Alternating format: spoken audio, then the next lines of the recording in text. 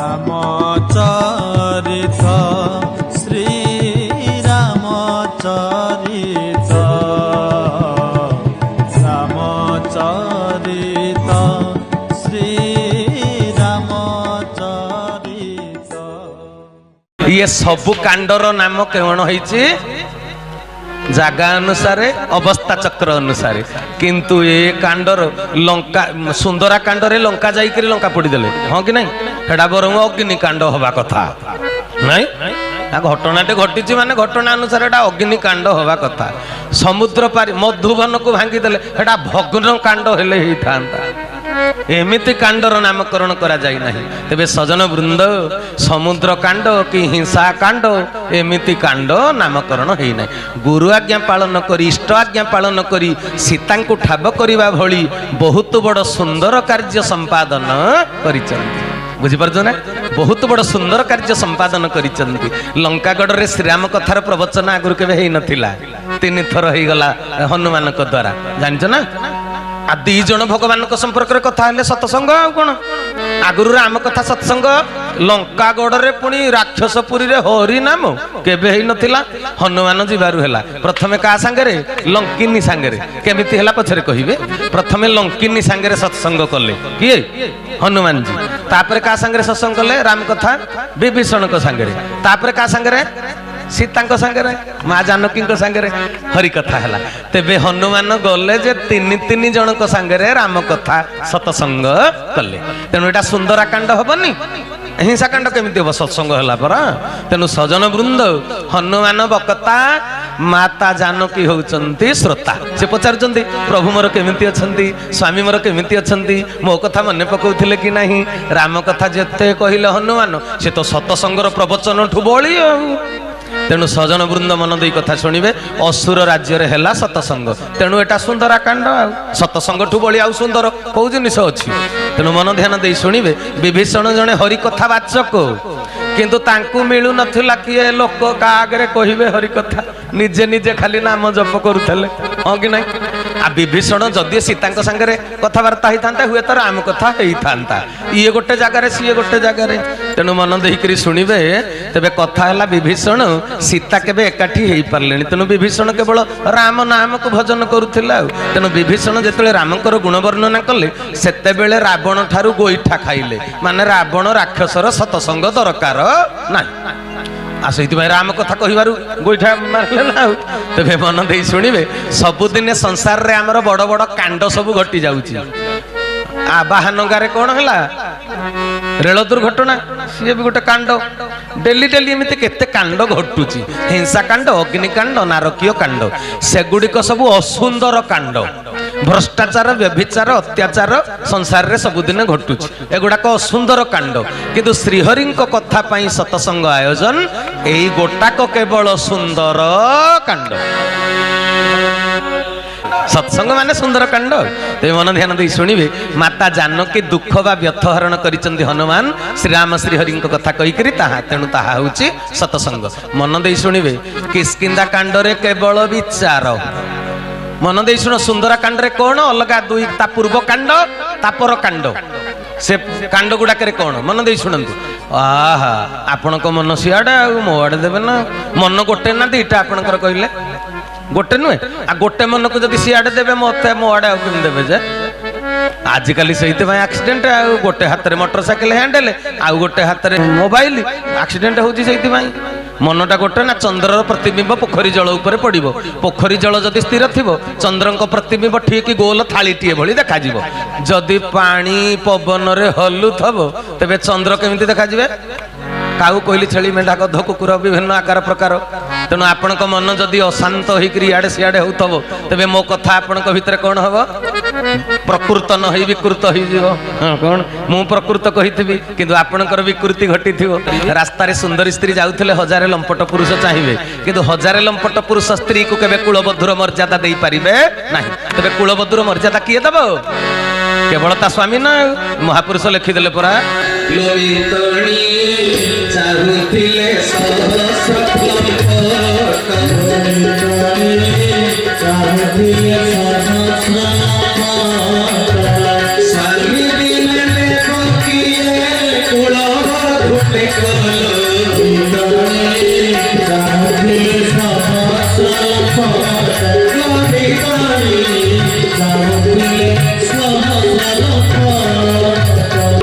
हजारे लंपट पुरुष नारी को चाहिए भी सबु स्त्री लोक को कौन ता बैंक अकाउंट रे नोमिनी रखिब केवल हाथ धरी स्त्री की ना बुझीपार ना कथा तेणु आपण मैंने सतसंग बसी ये जड़े स्वामी दरबार जान कि नहीं हाथ धरवा स्त्रीटा देहर स्वामी आपण बर्तमान जो बसी सी हूँ आत्मार स्वामी तेणु ये स्वामी दरबार बस जी सती नारी ता मनटी केवल ता स्वामी पाद तले थाए हाँ कि नहीं स्वामीटा डेंगा नही गेड़ा ही था गोरा नही कला ही था सुंदर नही असुंदर ही था कोटिपति नही दिन मजुरिया ही था सुस्थ नही कि रोगणा ही था स्त्री मनटी सती नारी मनटी ता स्वामी पाद तले आ सतसंग जी बसी ता मनटी भगवान पाद तले आ भगवान कथामृत तेणु आपण टिकिए भी अन्य मनस्क हेबेनी हाथ जोड़ी विनम्र अनुरोध समय बड़ बलवान हाँ कि नहीं समय टिकिए भी बेकार हो गले बेकार हो गला जीवन समयर समष्टि होची जीवन जे समय को नष्ट कर देती ता जीवन नष्ट जे जून जुलाई रे धान पोतीनी समय को बर्बाद करिची से डिसेंबर जनवरी बेलू दा धरी जीव कह धान काटिबी रे सेते बेले तो पोती नुए बे कोठू धान काटिबो तेणु आपण बिल्कुल समय नष्ट करिवेनी बुझी पारछंती हाथ जोड़ी विनम्र अनुरोध तमर धन थिले तमे हाथ रे सिना घंटा टाकू बांधी दब किंतु घंटे समय को बांधी पार कि आज्ञा टंका अच्छी बोली घंटाटे टाइटान रो कि कौन कहती HMT रो दामिका घंटाटे हाथ रे बांधी दब किंतु घंटे समय को बांधी पार कि मु 10टा 10:30 जाके कहबी आपण 11:30 हबनी कब समय टाक अटकई दबा कार पावर अच्छी तेणु समय को बिल्कुल नष्ट करेंगे मो मन ध्यान दे मो कथा को श्रवण करेंगे तेणु भाई भौणी मैंने सुंदरकांड पूर्वर कौन किष्किंधा कांड सुंदरकांड परे कौन लंका कांड तेरे किष्किंधा कांड रे खाली विचार कले लिखा है ना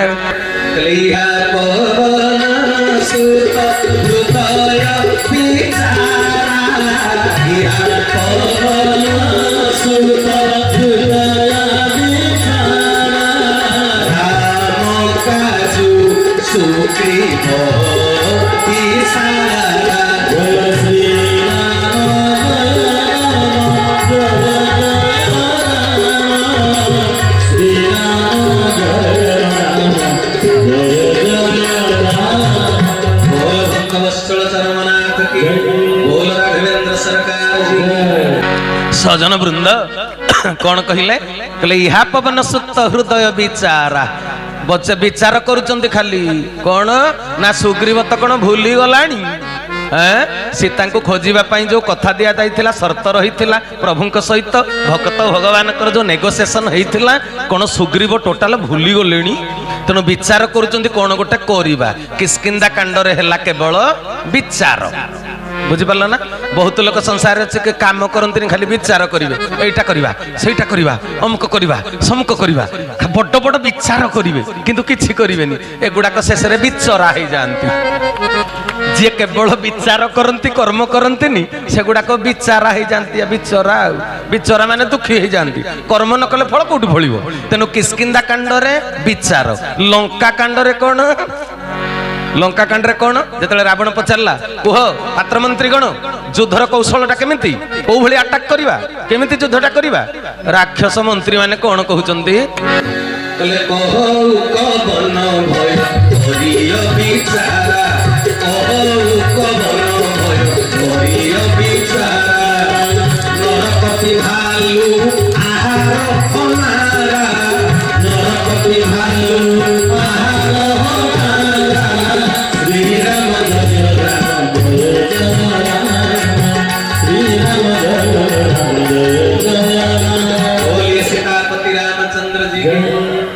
लंका कांड रे कौन मंत्री पात्र मंत्री कहते कहू कवन भय करियो विचारा हे रावण त्रिपुर विजयी आपण क्या भय करुचंती एई तपस्वी भालू मांकड़ मानकू या भय कर विचार कौन सी विचार नहीं भूस भास थोई नियो गुड़े लोक एमती संसार अच्छा जो गंडगोल हम कि बुझे रे बाबा कि बुझे कबा मुझे विचार करी आग थोई नेबी आग माड पछरे विचार लंका कांड रे राक्षस मान कथा सेमती कहले विचार फिचार किसी ना नरकपी भालू आहार हमारा ଏ ମଣିଷ ଭାଲୁ ମାଙ୍କଡ ଏଗୁଡାକ ତ ରାକ୍ଷସ ମାନଙ୍କର ଖାଦ୍ୟ, ଖାଇଦେଲେ ତ ଯିବ ଆଉ ଯୁଦ୍ଧର ବିଚାର ଯୋଜନା। ତେଣୁ ଲଙ୍କା କାଣ୍ଡରେ ବିଚାର ନାହିଁ, ବୁଝିପାରୁଛ ନା? ବିଚାର ବିନା କର୍ମ କଲେ କଣ ହୁଏ? ବିଚାର ନାହିଁ। କିନ୍ତୁ କିଷ୍କିନ୍ଧା କାଣ୍ଡରେ ବିଚାର ଅଛି, କର୍ମ ନାହିଁ। କିନ୍ତୁ ସୁନ୍ଦରା କାଣ୍ଡରେ ହନୁମାନଜୀଙ୍କର ବିଚାର ଅଛି, ପୁଣି କର୍ମ ବି ଅଛି। ବୁଝିପାରୁଛ ନା କଥା? ତେଣୁ କୁହାଯାଇଛି ବୁଝି ବିଚାରି କର୍ମ କଲେ ପ୍ରମାଦ ନ ପଡ଼ଇ ଭଲେ। ତେଣୁ ହନୁମାନଜୀଙ୍କର ବିଚାର ଅଛି ସୁନ୍ଦରା କାଣ୍ଡରେ। କଣ କହୁଛନ୍ତି? କହିଲେ ପୁର ରଖବାରେ ଦେଖି ବହୁ କପି ମନ କିହ୍ନ ବିଚାର। ପର୍ବତ ଉପରେ ଥାଇ ଦେଖିଲେ ଲଙ୍କା ଭିତରେ ପଶିବି ଯେ ଦିନରେ ପଶିବି କି ରାତିରେ ପଶିବି। ଦେଖିଲେ ବହୁତ ଯୋଦ୍ଧା ଗୁଡାକ କହିଲେ ଦେଖେଇ ହବାଟା ଭଲ କଥା ନୁହେଁ, କେତେବେଳେ କୋଉ ଘଟଣା ଘଟିଯିବ, ପରେ ପଶିଗଲା ପରେ କଣ ହବ ସେଟା ଦେଖାଯିବ। କିନ୍ତୁ ଯିବା ପୂର୍ବରୁ ବିଚାର କରିବାକୁ ପଡିବ ନା। ଲୁଚିକିରି ମୁଁ ଗୁପ୍ତଚର, ଗୁପ୍ତରେ ଆସିଛି, ଗୁପ୍ତରେ ଯିବା କଥା। ତେଣୁ କହିଲେ ପୁର ରଖବାରେ ଦେଖି ବହୁ କପି ମନ କିହ୍ନ ବିଚାର। ଅତି ଲଘୁ ରୂପ ଧରଉ ନିଶି ନଗର କରୁ ପରିହାର।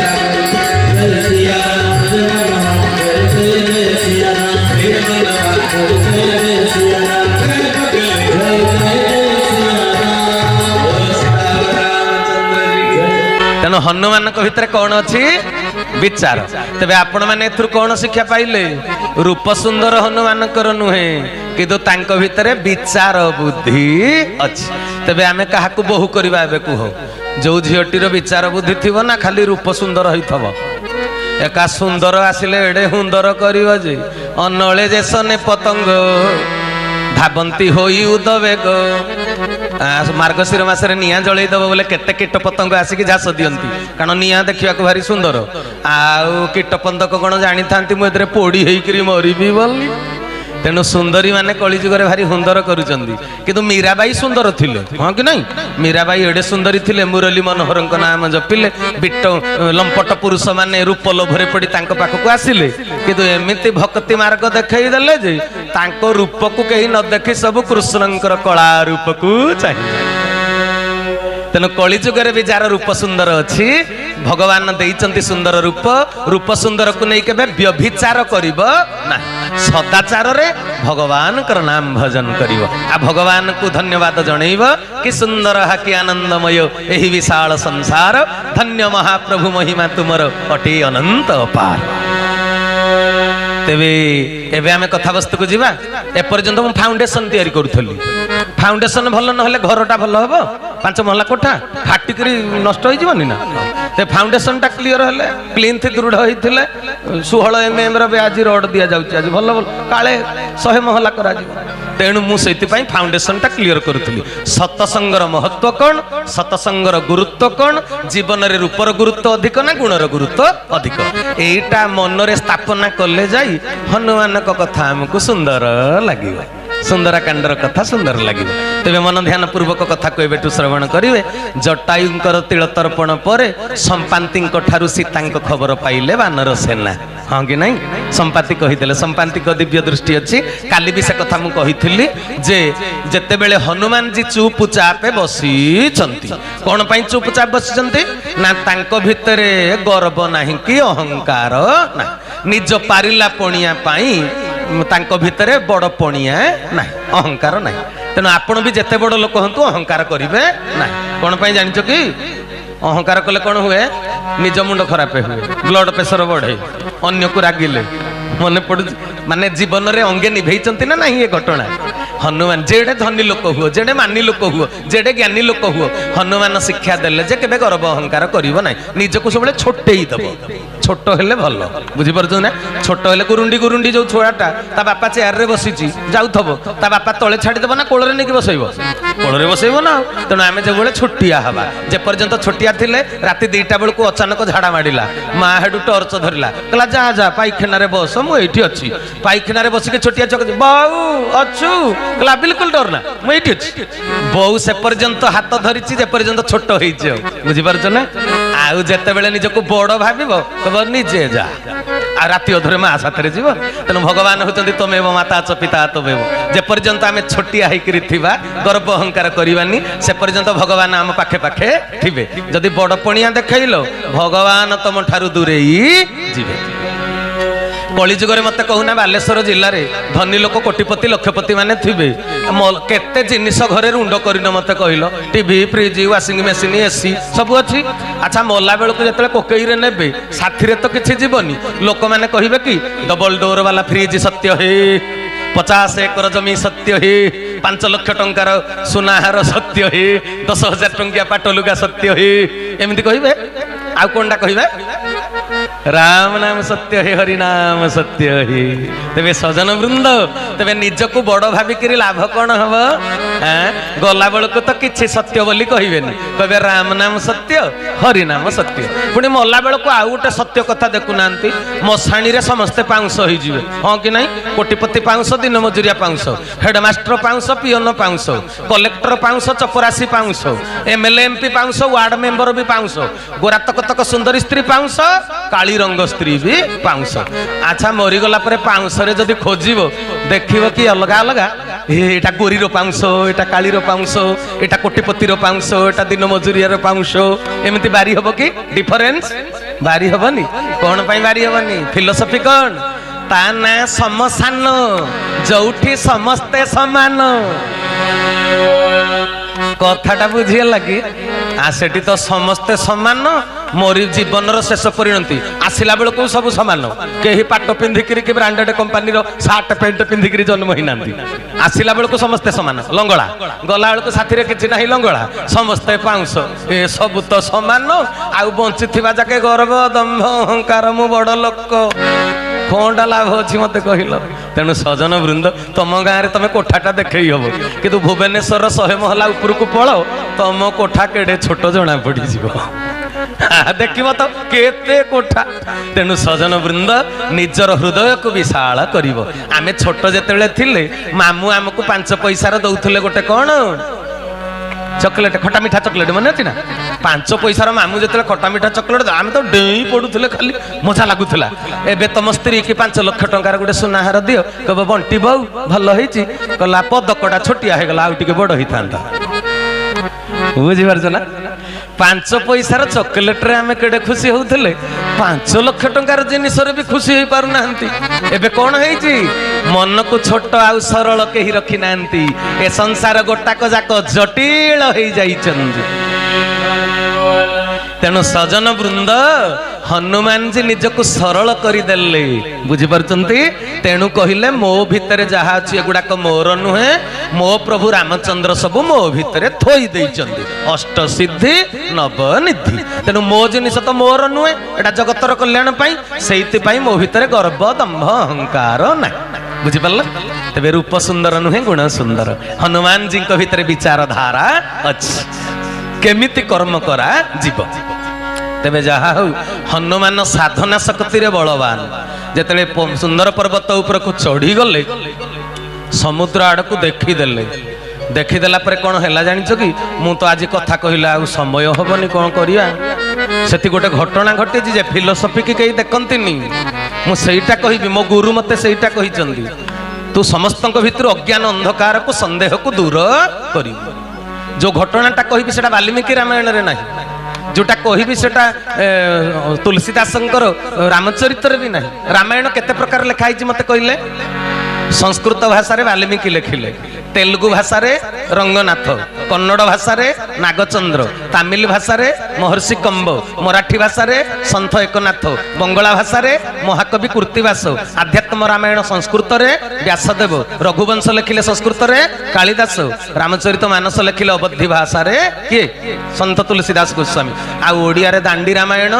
बलराम दास जगमोहन रामायण विचित्र रामायण विश्वनाथ खुंटिया वैदेहिश विलास उपेन्द्र भंज तपस्विनी काव्य गंगाधर मेहर आहुरी अच्छी मोर मन ना बुझीपारछ ना तेबे एते भाषा रे कौन पाई रामायण लिखाई ना जे पक्षी गुड़े जेते दूर से जाने ताहार व्यवहार जानिचंती कि नहीं महर्षि कंब ଲେଖିଦେଲେ ତାମିଲ ରାମାୟଣରେ ରାବଣକୁ ଡକେଇଥିଲେ ରାମ ସେତୁବନ୍ଧ ପ୍ରତିଷ୍ଠା କରିବା ପାଇଁ ବ୍ରାହ୍ମଣ ହିସାବରେ ପୁରୋହିତ ହିସାବରେ। ଏଟା ବାଲ୍ମୀକି ରାମାୟଣରେ ନାହିଁ କି ତୁଳସୀ ରାମାୟଣରେ ନାହିଁ। ତେବେ ଆମେ କହିବା କି ମହର୍ଷି କମ୍ବ ଭୁଲ ଲେଖିଲେ ବୋଲି? ସମସ୍ତଙ୍କର ଦର୍ଶନ ହଉଛି ଅଲଗା ଅଲଗା। ଲେଖିଲେ ବନମାଳୀ ଏ ଦୀନକୃଷ୍ଣ ଦାସ କହିଲେ ଜଗବନ୍ଧୁ ପରି ଜଣେ ସାମନ୍ତ ନାହିଁ ନାହିଁ ତ 14 ଭୁବନ ବାରତା ଜାଣନ୍ତି ଚକ୍ରରେ ଫେଡ଼ନ୍ତି ଆରତ। ଭଗବାନ କେବଳ 14 ଭୁବନ ବାରତା ଜାଣନ୍ତି, ଅଧିକା ଜାଣନ୍ତିନି। ବ୍ରହ୍ମାଣ୍ଡ ପୁରା ମାଳ ମାଳ, କେବଳ 14 ବ୍ରହ୍ମାଣ୍ଡ ଜାଣନ୍ତି, ଆଉ ଯୋଉ ଗୁଡାକ ରହିଗଲା ସେଗୁଡାକର ଖବର ଭଗବାନଙ୍କ ପାଖରେ ନାହିଁ। ତେବେ ଏମିତି କାହିଁ ଲେଖିଲେ ନା ତାଙ୍କ ଦୃଷ୍ଟିରେ ବ୍ରହ୍ମାଣ୍ଡ ହଉଛି 14। ଯିଏ ପୁନେ ଯାଇଛି ପୁନେ କଥା କହିବ, ଯିଏ ମାଡ୍ରାସ ଯାଇଛି ଚେନ୍ନାଇ ଯାଇଛି ଚେନ୍ନାଇ କଥା କହିବ, ଯିଏ ବମ୍ବେ ଯାଇଛି ବମ୍ବେ କଥା, ଯିଏ ଦିଲ୍ଲୀ ଯାଇଛି ଦିଲ୍ଲୀ କଥା, ଯିଏ ସବୁଆଡେ ଯାଇଛି ସବୁ କଥା କହିବ। ତେଣୁ ଯିଏ 14 ବ୍ରହ୍ମାଣ୍ଡ ତାଙ୍କ ଧ୍ୟାନରେ ଦେଖିଲେ ସେ କହିଲେ ବ୍ରହ୍ମାଣ୍ଡ 14। ଭୀମ ଭୋଇ କହିଲେ ଜଳୁ ଅଛି ବ୍ରହ୍ମ ଅଗ୍ନି ଅଲେଖ କୁଣ୍ଡେ, ଧାପ ଦେଉଅଛି 21 ବ୍ରହ୍ମାଣ୍ଡେ। ଭୀମ ଭୋଇ କହିଲେ ବ୍ରହ୍ମାଣ୍ଡ 21ଟା, କିନ୍ତୁ ଜଗନ୍ନାଥ ଦାସ କଣ କହିଲେ?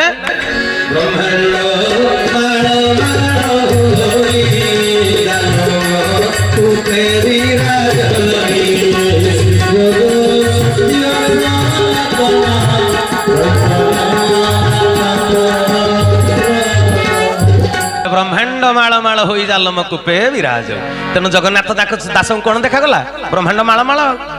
ସବସ୍କ୍ରାଇବ୍ କରନ୍ତୁ ବିପିନ ବିହାରୀ ସାମଲ ଚ୍ୟାନେଲକୁ, ପ୍ରେସ୍ କରନ୍ତୁ ପାଖରେ ଥିବା ବେଲ୍ ଆଇକନକୁ,